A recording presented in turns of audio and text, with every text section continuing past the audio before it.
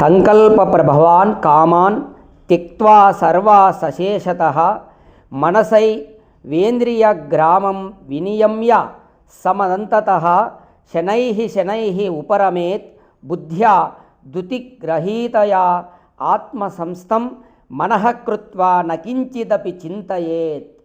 చూడండి, భగవద్గీతలో ధ్యాన యోగం ప్రతి ఒక్క శ్లోకము కూడా ఒక డైమండ్ అండి, ఒక రత్నం, ఒక బంగారం. ప్రతి శ్లోకం కూడా భగవద్గీతలో మనం దాంట్లో అర్థం చేసుకోవాలి. అసలు ఎంతటి సారము పిండి మనకిచ్చాడంటే భగవద్గీతలో శ్రీకృష్ణ భగవానుడు ఈ ప్రపంచమంతా ఎంత చేసినా కృష్ణుని యొక్క మనం రుణం తీర్చుకోలేం. సంఘానికి అంత అద్భుతమైనటువంటి జ్ఞాన విషయాలను పంచాడు. చూడండి, ఇక్కడ ఈ తాత్పర్యము ఈ విధంగా ముందు చెప్పబడిన విధంగా ధ్యానము చేసి, ఏది నిన్న మనం శ్లోకంలో చెప్పబడిన విధంగా మనస్సును అట్లు ఏకాగ్రము చేసి, మనస్సును అట్లు నాసికాగ్రమున నిలిపి, ఇంద్రియ వ్యాపారములను కట్టిపెట్టి, మానసిక సంకల్పములను అన్నిటినీ విడవవలయును.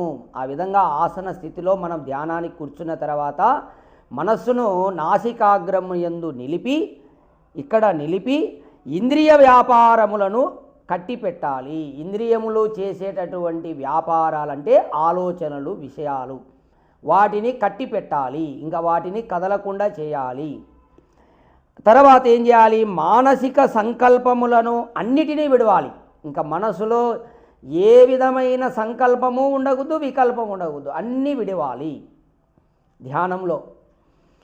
ఆ విధంగా విడవవలయను స్థిరమైనటువంటి బుద్ధితో. తర్వాత ఏంటి? స్థిరమైన బుద్ధితో బాహ్య వృత్తులను అన్నిటినీ నెమ్మదిగా తొలగించి మనస్సును తనలోనే ఉండునట్లు చేసుకొనవలయును.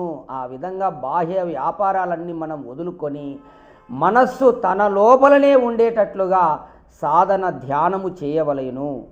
ఆ సమయములో మనస్సున ఎట్టి ఆలోచనలను రాకుండునట్లు యత్నింపవలయును. అప్పుడు నువ్వు ధ్యానంలో కూర్చున్న తర్వాత ఇంకా మనస్సు లోపలికి ఆలోచనలు రాకుండా నువ్వు ప్రయత్నము చేయవలయును. ఓం